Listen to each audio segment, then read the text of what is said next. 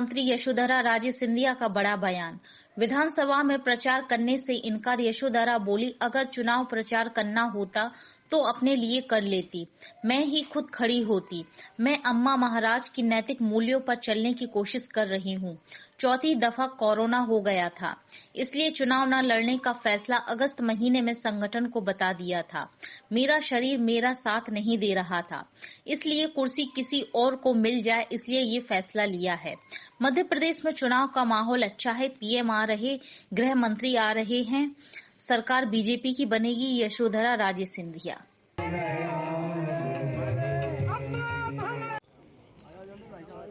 चलो ये चलो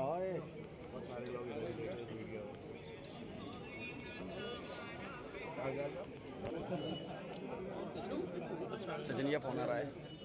किसका आ रहा है? क्या करूं? देखो देखो देखो तुम यार, कसम से। किसका? यार करे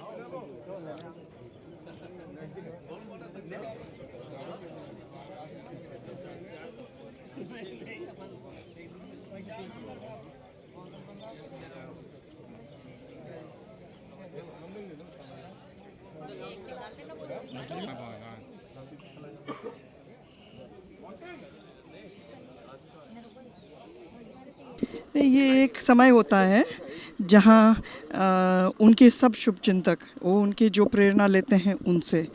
ऐसे भी हैं इस लाइफ में जहाँ सिर्फ पॉलिटिक्स से जुड़े नहीं हैं, पर राजमाता साहब की जीवन शैली की प्रेरणा लेते हुए अपना काम करते हैं। तो उन सब को मैं आज इस दिन पे बुलाती हूँ। जो आते हैं वो अपने खुले मन से आते हैं, अपने दर्शन करने के लिए आते हैं और याद करने के लिए आते हैं कि अम्मा महाराज क्यों खड़ी हुई थी, किस नैतिक मूल्यों पे खड़ी हुई थी और किस वजह से इस देश को अपने आप को समर्पित करी हुई थी। नहीं, मुझे आप शर्मिंदा कर रहे हो ऐसे कहते हुए। कहाँ अम्मा, कहाँ मैं। हम तो कोशिश करते हैं कि उनके नैतिक मूल्यों पे चलने के लिए। और मैंने अगस्त में ही मेरे संगठन को बता दिया था कि चौथे दफ़े कोरोना मई में ही हुआ और मैं तीसरे से भी नहीं रिकवर हो पाई, क्योंकि मेरे पास इतना विभागों का काम था और शिवपुरी शहर में और ग्रामीण में जो मुझे ख़त्म करना था वो काम भी निपटाने थे। तो इसीलिए बदन मेरा साथ नहीं दे रहा था।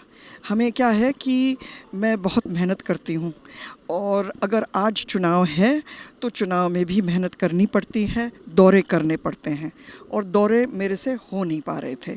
तो अच्छा है ना कि सही बोलें और कुर्सी किसी और की बन जाए, कोई और चेहरा आ जाए।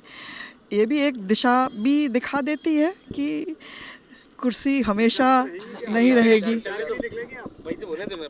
अगर मुझे प्रचार प्रसार में निकलना था तो मैं तो खुद अपने ही प्रचार प्रसार में निकल आती और मैं ही खुद खड़ी होती। अभी तो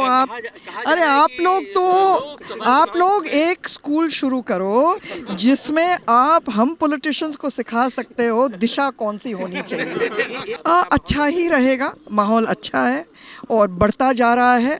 हमारे सम्माननीय आदरणीय प्रधानमंत्री भी कल शायद रतलाम में थे, ग्वालियर के भी दौरे होंगे, सब दूर दौरे होंगे उनके और गृह मंत्री जी के।